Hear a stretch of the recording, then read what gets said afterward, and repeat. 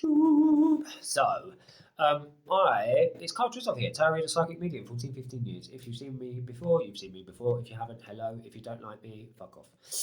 So the I'm going to be looking at where the planets are at the moment. I follow Vedic astrology. It's the true astrology because when we look up into the sky, Western astrology is wrong. If it says the full moon is in the constellation of Aries, it ain't there. It's in Pisces, which is what we just had. So it was a very good time for women in particular to feel stability and safety and security, or to resolve issues around feeling safe, because Saturn was also in Pisces. So it was a feeling energy, deep unconditional love, and understanding and grace, for the feminine energy. But in regards to stability and security, Saturn is connected to the root chakra. So, I work with the chakra system as well as the planets. If we're looking at the sun, we've got our crown chakra. If we've got the moon, we've got our third eye, intuition, vision, psychic energy. My nails are on fleek. Mercury is the throat chakra energy, how we communicate and how we express. It's the smallest planet connected to the smallest channel within our system. Venus is our heart chakra, love, relationship, emotion. Solar plexus energy is Mars, our drive. It is actually, even though it's a fiery red ball, it's the coldest planet. So it's our drive and our motivation, but also the seat of our boundaries. Jupiter is our sacral chakra. It is the largest planet. So it's all about how we relate and connect, because we expand and grow via relationships, connections, sacral chakra energy, Jupiter. Saturn is our root chakra. Now, it takes so long to complete its orbit, which is why when people have their Saturn return, it's so sometimes very difficult on a foundational level, because you're changing and shifting things at a deep baseline level. Right, so that's the connection between the chakra system. Not a lot of astrologers are using that. So, hey, listen, that's a freebie. Those things correlate and connect. I read like a Western astrologer, but with Vedic placements. I'm trying to bridge the gap, and I don't want to overcomplicate it by getting lost in all of the padders of the Vedic system, because they really do break it down. It's the same as music, in the Indian system of music, there's quarter notes, which really do make it, make for all of this really interesting sound. But it makes it very complex and sometimes complicated.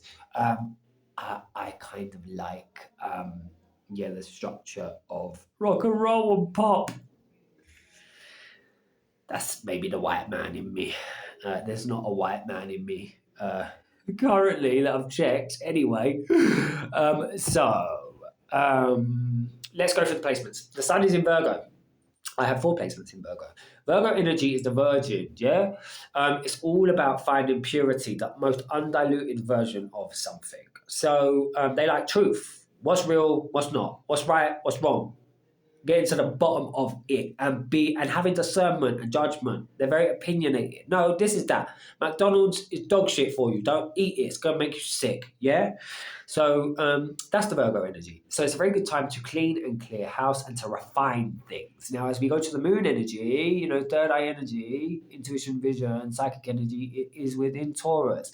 Staying fixed on your vision.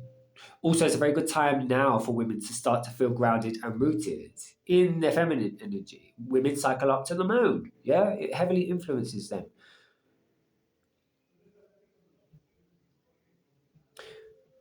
It's a good time for stability, security, home, and being stubborn. Good. So stay fixed to your vision, for what you know is true. Now, the Mercury communication is in Libra. So this is all about having diplomatic conversation. Yes, you can stay fixed on your vision. Yes, you can speak the truth, but you could do it in a way that is diplomatic. I'm not always good at that. Venus in Virgo. So heart. Lead with what you know is right. Do what is right. Stay fixed on what you know, but do what is right from your heart. Speak in a way that brings balance and peace and harmony. And that's also where Mars is in Libra. The drive that we have at the moment is to restore balance and peace and harmony. Now, Jupiter, how we connect and how we relate, sacral chakra energy is in Gemini, so it's for the good of all. And deep down, Saturn, it's about bringing unconditional compassion, love, understanding, and deep spirituality, to all of the things that we're doing. So that is that. I hope that has been beneficial. I do people's natal charts and transits if you want that, if you need that. So yeah, KyleTreslove.com.